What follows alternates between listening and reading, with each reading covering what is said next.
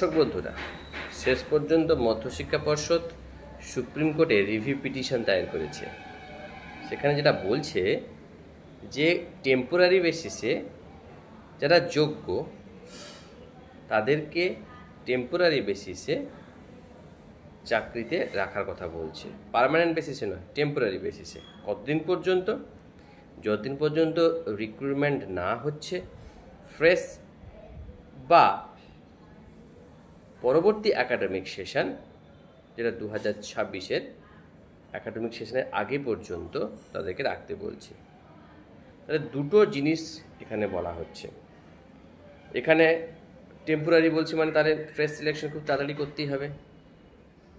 কয়েকটা পয়েন্ট দেখানোর চেষ্টা হচ্ছে এখানে। তার কারণটা হচ্ছে যে এখন যদি এই সমস্ত টিচাররা যদি না আসে, স্কুলে না যোগ দেয়, তাহলে সেক্ষেত্রে কী হবে? এই যে একাডেমিক সেশনটা চলছে, ফর্মেটিভ সামেটিভ এক্সাম চলছে, তারপরে 11-এর ক্লাস, আবার 12-এর ক্লাস শুরু হবে, 11-এর নতুন ক্লাস শুরু হবে।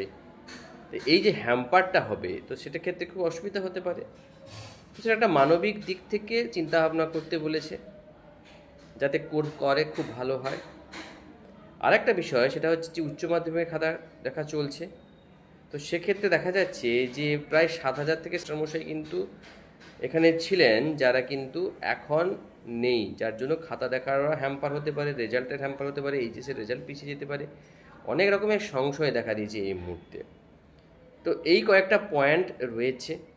তার পাশাপাশি সবচেয়ে অবাক করার বিষয় সেটা হচ্ছে যে 30:1 রেশিও যেটা হওয়ার কথা এডুকেশন সিস্টেমে, তো সেটা হচ্ছে কি না, বর্তমান সময়ে তো এমনি চাকরি বাকরি বা নিয়োগ হচ্ছে না, সেটা হয়ে গেছিলো 52:1। এখন যেই চাকরিটা চলে গেছে সেটা আরও অবনতি হয়েছে, সেটা হচ্ছে 57-59 এরকম ধরনের 1 এই পার্সেন্টেজে চলে এসেছে। তো অনেকগুলো কারণ এখানে দেখানো হয়েছে। তো কয়েকটা দিক থেকে কনসিডারেশন যদি করে সুপ্রিম কোর্ট বা কোনো কিছু সিস্টেমেটিক যদি কিছু করা যায়, সেক্ষেত্রে কিন্তু এই মুহূর্তে সাময়িকভাবে ট্যাকেল করা যেতে পারে।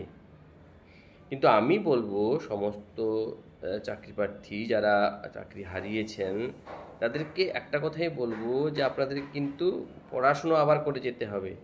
হয়তো কষ্ট হবে, আমি গত ভিডিওটি বলেছিলাম কষ্ট হবে, কিন্তু আপনাদেরকে কিন্তু আবার স্টার্ট করতে হবে। আপনারাই পারবেন, করতেই পারবেন, করতে হবেই, ঠিক আছে, করতে হবেই, পারবেন।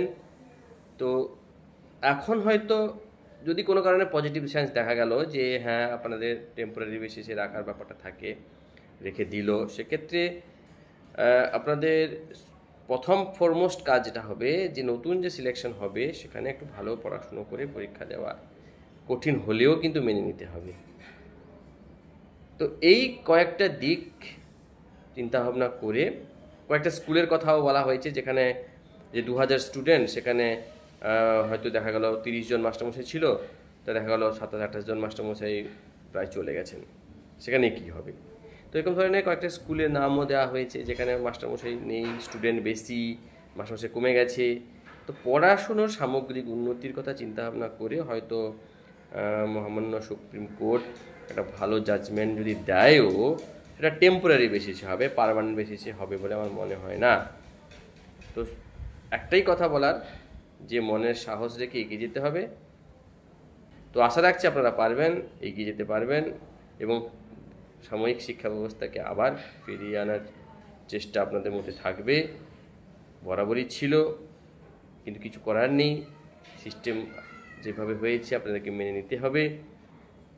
তর্ক বিতর্ক করে আর কি করলে কি হবে সেটা না ভেবে যেটা হয়েছে সেটাকে মেনে নিয়ে এগিয়ে যাওয়াটাই মনে কাম্য হবে। এটা আমার ধারণা ব্যক্তিগত। ধন্যবাদ।